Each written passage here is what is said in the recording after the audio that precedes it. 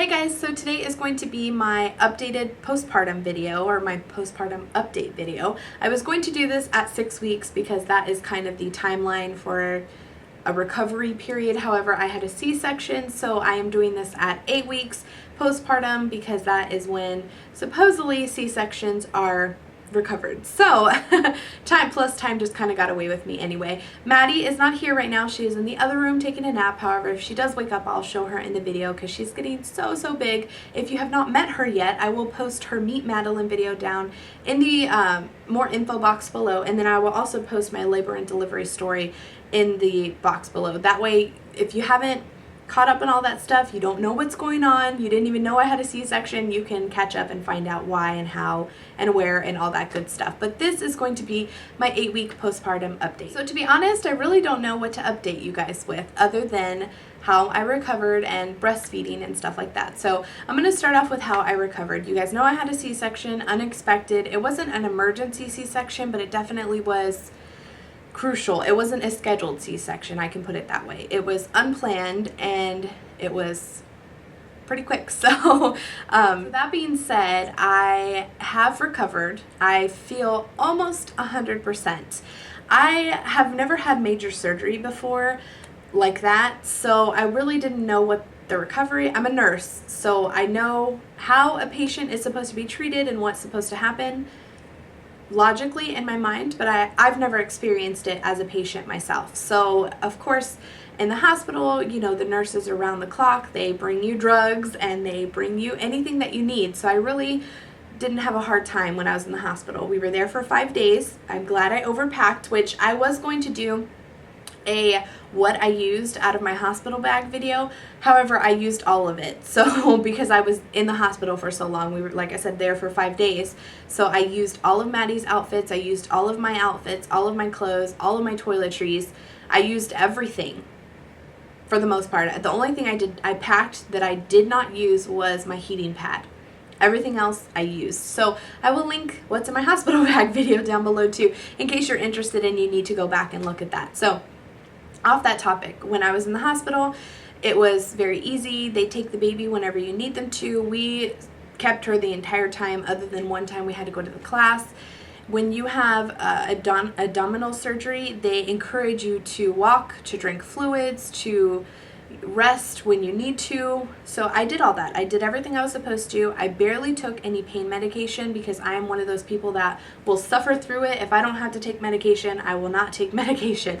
So I really didn't take much of anything, and I struggled through it. So when we left the hospital, I had a hard time because now we don't have, but we had a truck that had a lifted suspension, so I had a really difficult time getting in it, but after that I was fine. You know, bumps and stuff were definitely hard on my stomach, but I really felt like I was doing good. I was like, man, this is going to be an easy recovery.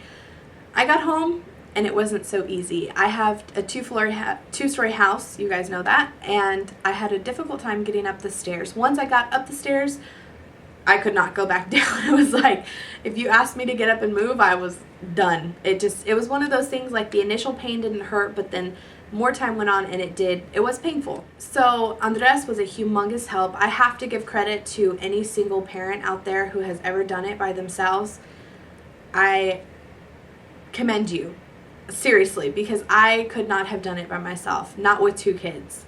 Maybe with 1, but not with 2 for sure. I definitely struggled in the beginning. I didn't have postpartum depression, but my hormones were all over the place, and I was having some baby blues. I was crying for no reason, and it was a mess. So I definitely commend single moms out there, especially who have to go through that by themselves.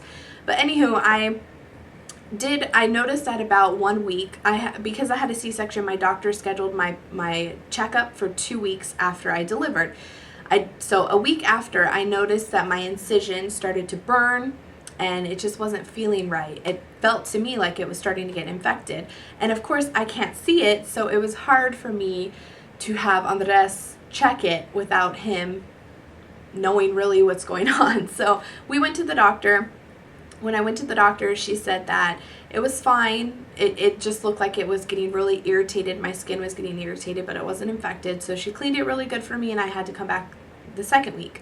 I would say that, and she said what accredited to me feeling that way was because I was moving too quickly. Like, I wasn't taking time to rest throughout the day. I was moving around too much, lifting heavy things and stuff like that. So I was just being, I was going quicker than I needed to go. So then at my 2-week checkup, she said everything was fine. It literally took a full 2 weeks, like the entire, to the day, for me to start feeling like I could get up and walk around, like I could semi-bend over and pick Maddie up, and it took a full 2 weeks for me to get back to where I could do things by myself for the most part. At my 2-week checkup, she said everything was fine, I was good to go, that I needed to schedule another for my 6 weeks. So like I said, at that 2-week checkup, I was doing good.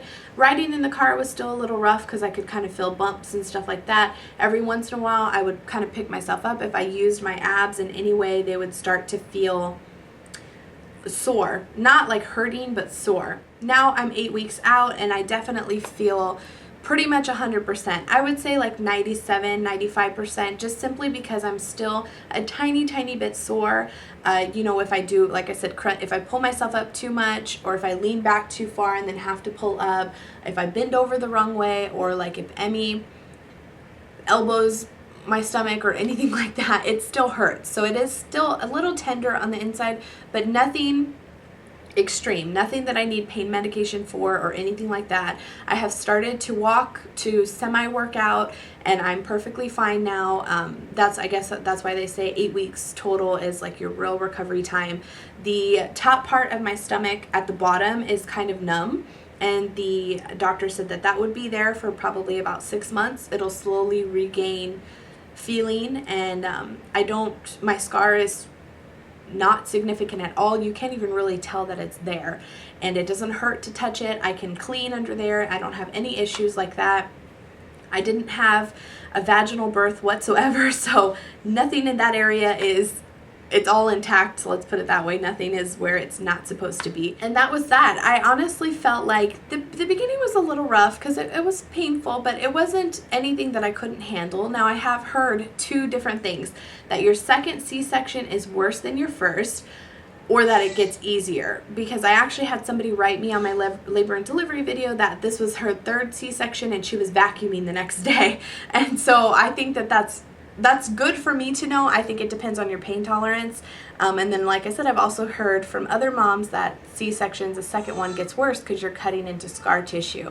So let me know what you guys think down below, what I'm in for the next baby. So that was my recovery. As far as breastfeeding goes, I am extremely sad and disappointed to say that I'm not breastfeeding currently, and I didn't get to breastfeed for very long. I started to breastfeed. The doctors, the nurses, everyone knew that I wanted to solely breastfeed when I was in the hospital. I, as you guys saw in my labor and delivery video, did not get to deliver vaginally for the reason that my body wasn't ready. I was induced, essentially, and then I ended up having to have a C-section. You hear my little monster? Let me go get her.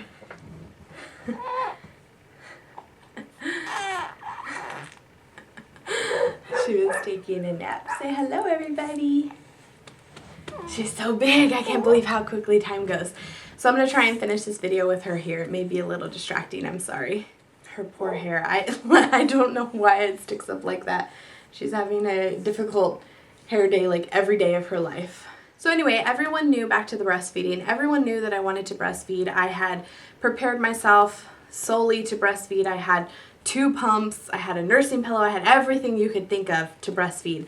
And that was what I was going to do. That was my intent the entire time. I never, just like a C-section, I never dreamed about having to bottle feed her at any point. So I think really what happened and where the downfall was is the fact that I had to have a C-section and the fact that I was induced. My body was just not prepared to produce anything, and it just wasn't cooperating. So when we were in the hospital, I did have a difficult time. I had to use nipple shields on both breasts in the end, but I had to use it on my left breast in the hospital, and she wasn't latching on the way that she was supposed to. And I did notice that she was still fussy. She wasn't it just felt like she wasn't getting enough. The doctor kept telling me, you just wait, it'll come, it'll take a few days, you know, I had like 3 different lactation consultants come in.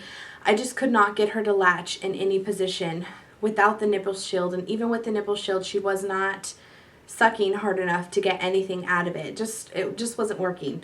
Her body wasn't working, my body wasn't working. It was a huge mess. So when we got home, what I ended up doing in the hospital was semi-supplementing. We were using a syringe to kind of fake feed her and give her the syringe with formula in it, which we were using the Similac Advance in the hospital.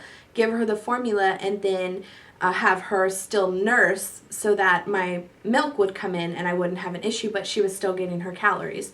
So it was so bad to the point one night one night we were in the hospital, she just cried and cried and cried, and I broke down and I was just like, fine, we have to give her formula. Like, this isn't working. She can't starve. So when we got home, that's what we did. They sent us home with the Similac Advance. We tried that. It was giving her really bad diarrhea. The nursing was just not going well at all. I was pumping in between and barely producing anything when I pumped.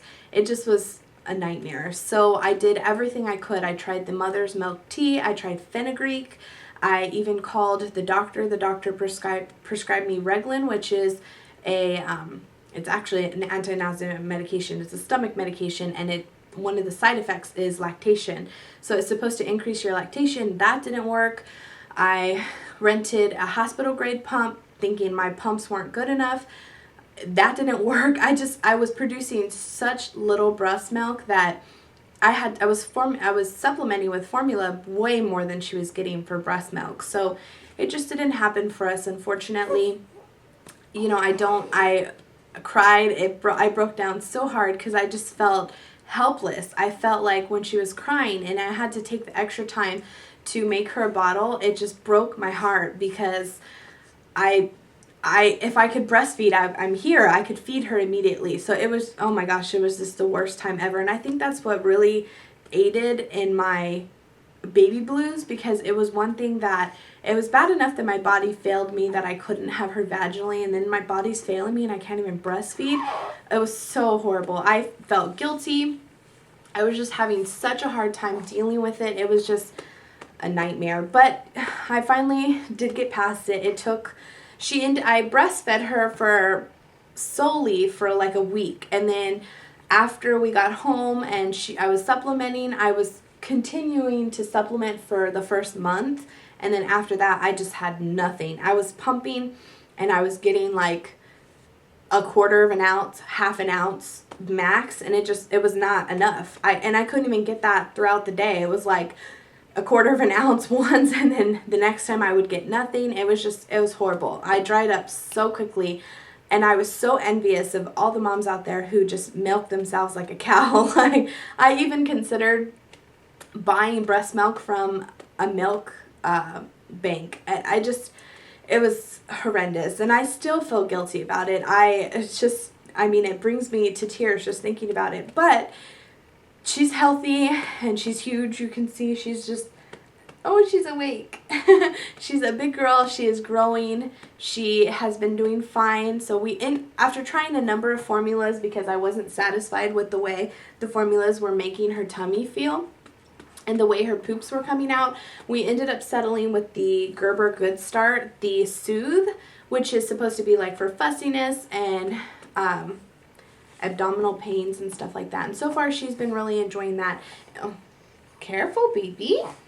And she's been really enjoying that, and it mixes well in her bottles, and she hasn't had any pooping issues. So that's a story on breastfeeding. Like I said, unfortunately, it just didn't work out. And I even considered going to like a group to talk about it because it hurts my heart. But, you know, I just look at it like I was not breastfed. I was strictly formula fed, and I'm perfectly fine. And there are thousands of babies in the world that never get breast milk and they're fine. That's not to say that breast milk isn't better, because I wholeheartedly believe that it is, but I also think that if you do everything you can to try and give your baby the best and it just doesn't work out, then what are you going to do? I mean, I couldn't do anything about my body I would feel more guilty had I never tried then absolutely trying everything that I could to give it to her. So that is that. So let's see if I can ever make it through a video without tearing up. Seriously, I think it will get better eventually. But anywho, so she's, I'm definitely going to be talking about like the bottles she uses and stuff like that, and a mommy must-haves, new mommy must-have videos, or like my mommy favorites type thing. I definitely will be talking about that kind of stuff. And then also I will do a what's in my diaper bag video, because that has a lot of helpful information too, even if you're not breastfeeding. And then I also do have some stuff that I can't really recommend for breastfeeding, but that I think I would have enjoyed had I continued to breastfeed, and that I'll do a video on that also, because I mean, like I said, I can't really recommend stuff if I'm not breastfeeding. So anywho, that's my story on lactation, and if you guys have similar stories, leave them down below. It always makes me feel better to hear from you guys that I'm not the only one. So next topic on postpartum, I would say, is weight loss. So far I have lost 38 pounds, which actually I've been stagnant for weeks now. When I told you guys I went to the doctor at 1 week because I thought my incision was infected. I had already lost my baby weight. Total, I told you guys in my labor and delivery video, I had gained 23 pounds in my pregnancy. So 23 pounds is what I gained. By the time I went for the 1 week checkup for my incision, I had already lost the 23 pounds. It was gone. And I'll post pictures here, because I took a picture at 3 days, 5 days, 2 weeks, and then I'll show you my belly now, or 3 weeks. I don't know. I'll post pictures here and tell you the dates.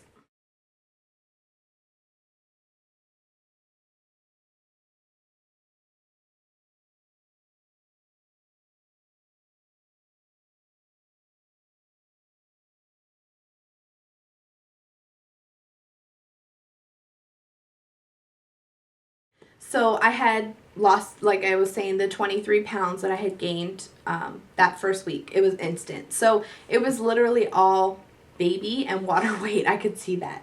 You stretching.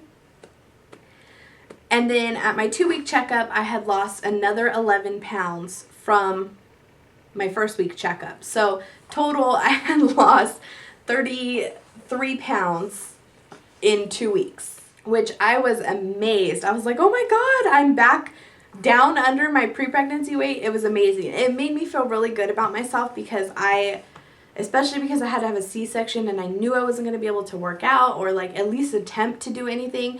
I was really happy to know that I didn't just balloon up because I was eating too much. I ballooned up because it was a ton of water weight and a ton of baby weight. So it did make me feel a lot better. So that was at 2 weeks. Then when I went for my 6 week checkup, which was a couple weeks ago, I lost an additional 5 pounds. So it definitely tapered off for sure, because I lost 38 pounds total, but the first 33 of it were in the first 2 weeks. So in 4 weeks, I only lost 5 pounds. And I really think that also is accredited to the fact that I was nursing the first month or so, because nursing does help you burn additional calories. Had I continued to nurse, I probably would still be dropping weight, because I have noticed that my appetite is a lot smaller now that I'm not pregnant, obviously, because I'm not eating for 2 anymore. So yeah, that has been a lot better.